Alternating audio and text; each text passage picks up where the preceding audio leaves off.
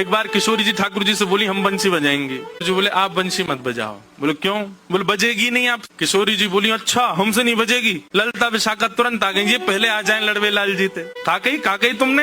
बोले मैं यूं कह रहा हूँ कि हमारी श्यामाजू बंसी ना बजा पाएंगी। अच्छा हमारी लाडली जू जब चले ना तो उनके पामन की नूपुर उनकी ध्वनि पे राग रागनी वारे वारे जामे, और तुम यूं कह रहे हो हमारी लाडली जी बंसी ना बजा पाएंगी।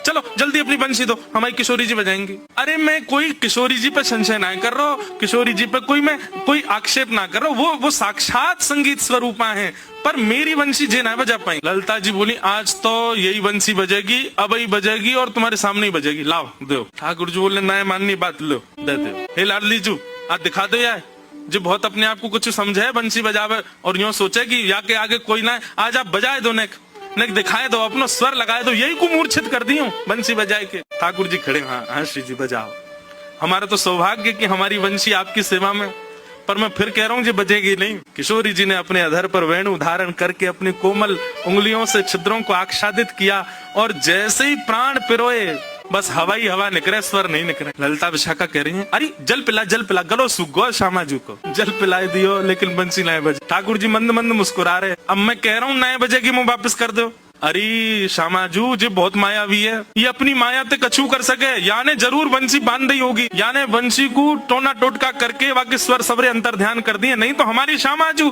कोई स्वर को कोई संगीत के वाद्य को स्पर्श कर दे, अरे स्पर्श मात्र से बजन लगे, ये बंसी क्यों ना बज रही है। ठाकुर जी बोले पहले बंसी वापस करो फिर बताऊंगा। किशोरी जी ने बंसी वापस करी। ठाकुर जी बोले अच्छा एक बात बताओ, आप वंशी को वादन करते समय मन में कौन को चिंतन कर रही?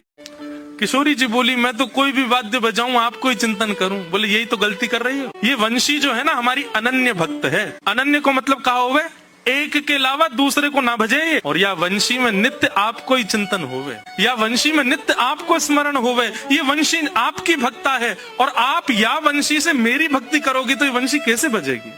हे श्यामाजू आप नेत्र बंद करके अपनो ही चिंतन करो, मतलब अपने स्वरूप को ध्यान करो, जब आप अपनो ध्यान करोगी तब ये वंशी बजेगी, क्योंकि या वंशी में तो नित्य आपको ही गायन की हो जाए। किशोरी जी ने अधर पर वंशी रख के जैसे स्वयं को स्मरण किया, अपने रूप नक अपने रूप नेत्र आदि को स्मरण किया, अपनो ही स्मरण करके जैसे ही वंशी अधर पर धरी बिना फूंक के वंशी बजन लगी। किशोरी जी के नेत्र सजल है गए, आपकी या अनन्य प्रेम पे ही तो मेरा मन करे कि मैं वारी वारी जाऊं।